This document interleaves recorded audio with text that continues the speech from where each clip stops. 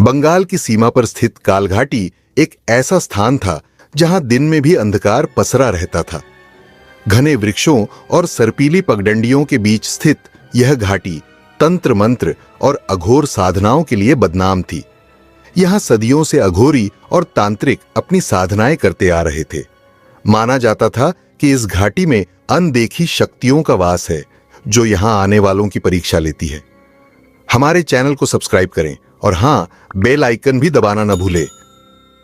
इसी घाटी में एक खतरनाक और रहस्यमय अघोरी रहता था जिसे लोग डंडा अघोरी के नाम से जानते थे। वह लंबा चौड़ा, झुर्रियों भरा चेहरा और काले वस्त्रों में लिपटा एक ऐसा व्यक्ति था जिसकी आंखों में खौफनाक चमक और मन में भयानक तंत्र शक्तियां थीं। डंडा अघोरी अपनी साधना के लिए नई नवेली औरतों को अपने जाल में फंसाता था। वह किसी गुप्त मंत्र का उपयोग करके शादीशुदा महिलाओं को सम्मोहित करता और उन्हें अपनी कुटिया में बुलाता। वहां वह उनसे शारीरिक संबंध बनाता और अपनी तंत्र शक्ति को और बढ़ाता। यह सिलसिला वर्षों तक चलता रहा। लोगों को लगता था कि डंडा अघोरी उनकी समस्याओं का समाधान करता है, लेकिन वह अपनी शक्ति बढ़ाने के लिए उन पर काला जादू करता था। वह इतना चालाक था कि किसी को उस पर शक तक नहीं होता। लेकिन डंडा अघोरी का आतंक केवल महिलाओं तक सीमित नहीं था। काल घाटी के निवासी उसकी उपस्थिति से डरते थे। लोगों का मानना था कि जो भी उसके खिलाफ जाता है उसकी मौत निश्चित है। कई बार ग्रामीणों ने देखा कि रात के अंधेरे में उसकी कुटिया से अजीबोगरीब रोशनी और डरावनी आवाजें आती थीं। एक दिन एक महिला जिसने अघोरी से बदला लेने की ठानी थी ने चालाकी से अपनी कुंवारी बहन सुमित्रा को उसके पास भेज दिया। सुमित्रा को नहीं पता था कि वह किस खतरनाक जाल में फंसने जा रही है। काल घाटी के एक कोने में जहां अंधकार हर समय छाया रहता था, डंडा अघोरी ने अपनी कुटिया बनाई थी। यह कुटिया कोई साधारण जगह नहीं थी, बल्कि तंत्र साधना के लिए एक अभिशप्त स्थल था। डंडा अघोरी एक ऐसा तांत्रिक था जो न केवल तंत्र मंत्र की गहरी विद्या जानता था, बल्कि अपने काले जादू के माध्यम से भोली भाली महिलाओं को अपने जाल में फंसाने में माहिर था। डंडा अघोरी दिखने में एक सामान्य साधु जैसा लगता था। उसके हाथ में हमेशा एक लकड़ी की डंडी रहती थी जिसे वह अपनी शक्ति का प्रतीक मानता था। वह गांव-गांव जाकर अपने तंत्र मंत्र की विद्या का प्रदर्शन करता और लोगों को यह विश्वास दिलाता कि वह उनकी हर समस्या का समाधान कर सकता है। उसकी असली ताकत उसके सिद्ध मंत्रों में थी। इन मंत्रों से वह महिलाओं को सम्मोहित कर लेता था, खासकर वे महिलाएं जो हाल ही में शादी करके अपने ससुराल गई होती थीं। डंडा अघोरी अपने मंत्रों के सहारे उन्हें अपने पास बुलाने का तरीका निकालता। डंडा अघोरी ने कई वर्षों तक यह काम किया। वह गांव-गांव जाकर नई नवेली दुल्हनों के पति और परिवार वालों को अपनी चिकनी चुपड़ी बातों में फंसाता। उन्हें विश्वास दिलाता कि उनकी पत्नियां या बहुएं किसी बुरी आत्मा के प्रभाव में हैं और उन्हें ठीक करने के लिए उन्हें उसकी कुटिया पर आना होगा। जो महिलाएं उसकी कुटिया तक पहुंचती, उन्हें वह अपनी मंत्र शक्तियों से पूरी तरह वश में कर लेता। वह उन्हें इस तरह से सम्मोहित करता कि वे खुद उसकी ओर आकर्षित हो जाती। कई महिलाएं उसकी इस क्रिया के बाद खुशी खुशी लौट जाती थीं, लेकिन डंडा अघोरी का असली इरादा हमेशा कुछ और होता। वह हर बार अपने तंत्र प्रयोग के लिए एक नई महिला को फंसाता और उसे धीरे धीरे अपने जाल में इतना उलझा देता कि वह दोबारा अपने परिवार के पास लौटने का साहस नहीं करती। यह सब सालों तक चलता रहा। डंडा अघोरी ने न जाने कितनी महिलाओं की जिंदगी बर्बाद की, लेकिन एक दिन उसकी नजर सुमित्रा पर पड़ी। सुमित्रा एक भोली और मासूम लड़की थी जो अपने परिवार के साथ काल घाटी के पास के गांव में रहती थी। डंडा अघोरी ने उसे अपने जाल में फंसाने के लिए उसके परिवार को यह झूठा यकीन दिलाया कि सुमित्रा पर किसी बुरी आत्मा का साया है। वह उसे अपनी कुटिया तक लाने में सफल हो गया।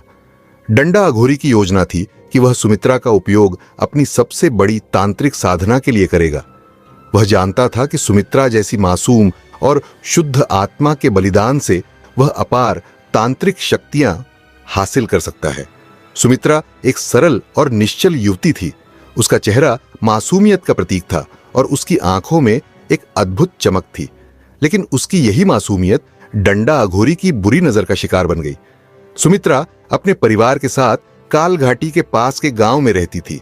उसका जीवन साधारण था, लेकिन उसकी सुंदरता और मासूमियत ने डंडा अघोरी का ध्यान खींच लिया। डंडा अघोरी ने एक चालाक योजना बनाई। उसने सुमित्रा के परिवार के सामने यह झूठ फैलाया कि सुमित्रा पर एक प्रेत आत्मा का साया है। उसने कहा कि यदि सुमित्रा को तुरंत तांत्रिक साधना के जरिए शुद्ध नहीं किया गया तो उसका जीवन बर्बाद हो जाएगा। डर और अंधविश्वास के कारण सुमित्रा के परिवार ने डंडा अघोरी की बात मान ली। सुमित्रा को डंडा अघोरी की कुटिया में ले जाया गया। डंडा ने अपने मंत्रों और तंत्रों का नाटक शुरू कर दिया। वह गहरी साधना का बहाना करते हुए सुमित्रा को अपने वश में करने लगा। सुमित्रा को कुटिया में अकेला छोड़कर उसने उसे समझाने की कोशिश की कि वह केवल उसकी मदद के लिए वहां है। उसने सुमित्रा से कहा कि वह अपनी आत्मा को शुद्ध करने के लिए उसे एक विशेष अनुष्ठान में भाग लेना होगा। डंडा अघोरी का असली इरादा कुछ और था। वह सुमित्रा को अपनी साधना का हिस्सा बनाना चाहता था। उसने सुमित्रा को विश्वास दिलाया कि यदि वह अनुष्ठान में उसकी मदद करेगी तो वह न केवल अपनी आत्मा को शुद्ध करेगी बल्कि अपने परिवार को भी हर संकट से बचा लेगी। डंडा अघोरी ने अनुष्ठान शुरू किया। उसने सुमित्रा को एक मंत्रोच्चारण के बीच बैठाया और उसके चारों ओर तंत्र मंत्र की वस्तुएं रखीं। जैसे जैसे अनुष्ठान आगे बढ़ा, सुमित्रा को एहसास हुआ कि वह धोखे का शिकार हो गई है। डंडा अघोरी ने अपने काले जादू का इस्तेमाल करके सुमित्रा की आत्मा को अपनी तंत्र शक्ति में समाहित करने की कोशिश की।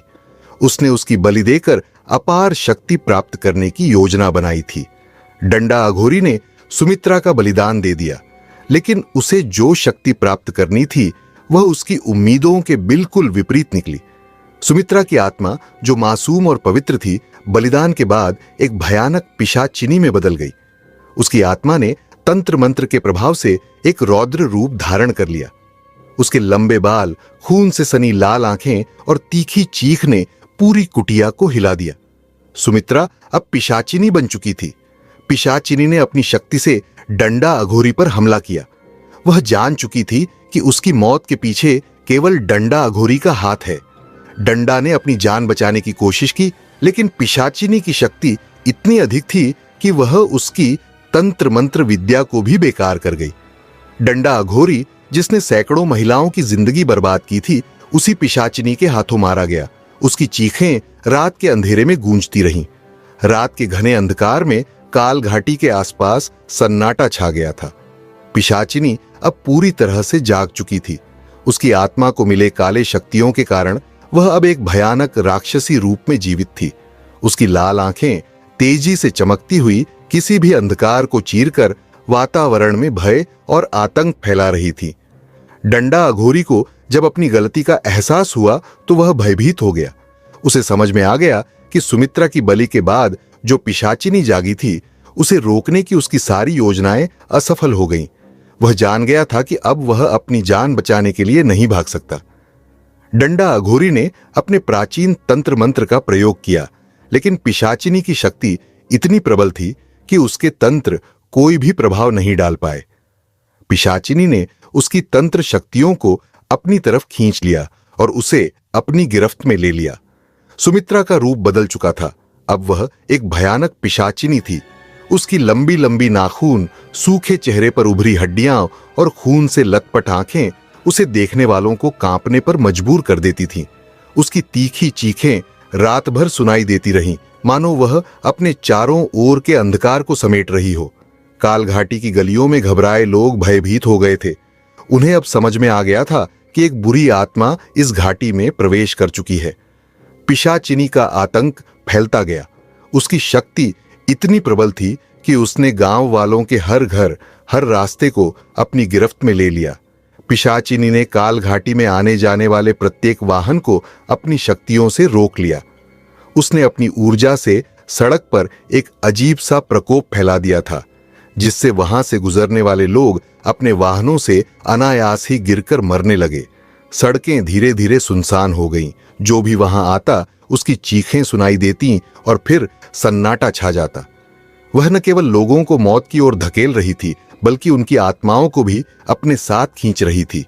गांव वाले अब केवल उसकी भयावहता की कहानियां को सुनकर कांपते थे। डंडा अघोरी अब पूरी तरह से पिशाचिनी के वश में था। वह तंत्र मंत्र की सहायता से उसके जाल से निकलने का असफल प्रयास करता रहा, लेकिन पिशाचिनी की शक्तियां बहुत अधिक थीं। पिशाचिनी ने अपने बल से डंडा अघोरी को भी मार डाला। उसने उसकी आत्मा को अपने कब्जे में ले लिया और उसे भी एक बुरी आत्मा बना दिया। अब डंडा अघोरी भी अपनी कुटिया में नहीं था, बल्कि पिशाचिनी की सेविका बन चुका था।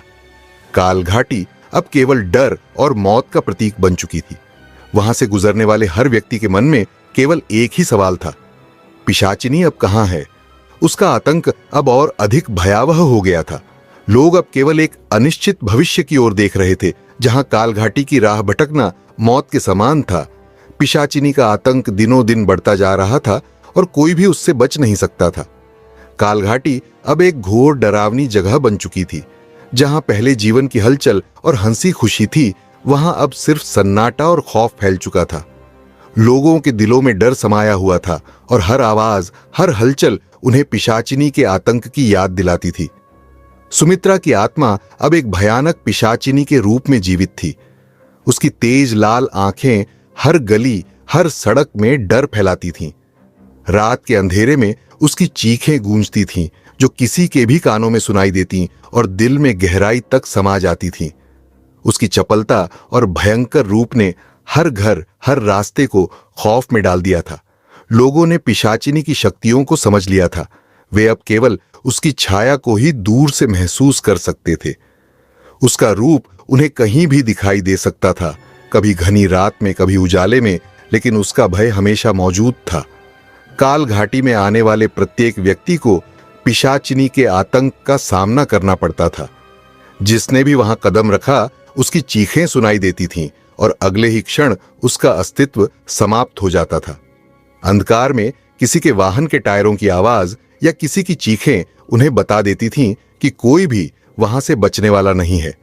अक्सर राहगीरों की आवाजाही अचानक बंद हो जाती। लोगों को एहसास हो जाता कि वे अब लौट नहीं सकते। पिशाचिनी उनकी आत्माओं को खींच लेती थी और उन्हें कभी वापस नहीं जाने देती थी। डंडा अघोरी की भी अब वही स्थिति थी। उसने जो शक्ति प्राप्त की थी, उसे नियंत्रित करने की कोशिश की, लेकिन वह स्वयं पिशाचिनी के वश में आ गया था। उसकी आत्मा भी अब पिशाचिनी की सेविका बन चुकी थी। उसने अपनी सारी ताकत और तंत्र मंत्र खो दिए थे। अब वह केवल एक ऐसा प्राणी था जो अपने ही कर्मों के बोझ तले दबा हुआ था। उसकी चीखें भी अब किसी को नहीं सुनाई देती थीं, क्योंकि वह भी एक बुरी आत्मा के रूप में काल घाटी में बंध चुका था। काल घाटी के आसपास के गांव वाले अब पूरी तरह से निराश हो चुके थे। उनकी सारी उम्मीदें समाप्त हो चुकी थीं। उनकी हर प्रार्थना, हर कोशिश पिशाचिनी के आतंक के आगे बेकार साबित हो रही थी। वे समझ चुके थे कि यह जगह अब उनके जीवन के लिए एक अंतहीन दुःस्वप्न बन गई है। लोगों के दिलों में अब केवल एक ही डर था, पिशाचिनी। वे हर दिन और हर रात इसी भय में जी रहे थे कि कब उनकी भी बारी आएगी। कोई भी वहां से सुरक्षित निकलने की उम्मीद में नहीं था। काल घाटी अब एक भयावह स्थान बन चुका था, जहां हर रात मौत का आतंक फैलता था। पिशाचिनी के प्रभाव ने वहां की धरती को जकड़ लिया था। उसने न केवल लोगों की आत्मा को निगल लिया था, बल्कि उस जगह की हर सांस को भी अपने कब्जे में ले लिया था। अब काल घाटी का नाम सुनते ही लोगों के दिलों में भय और आतंक गहराता जा रहा था। कोई भी वहां कदम रखने की हिम्मत नहीं कर पा रहा था। हर कोई इस डर में जी रहा था कि कब उसकी बारी आएगी। काल घाटी में घटी घटनाएं अनसुलझी रह गई थीं। लोग जानते थे कि यह काली घाटी हमेशा उनके दिलों में डर और आतंक छोड़ जाएगी, और जो वहां फंसे वे कभी लौट कर नहीं आ सकते थे। पिशाचिनी अब पूरी घाटी पर हावी हो चुकी थी और उसके आतंक से बच पाना असंभव हो गया था।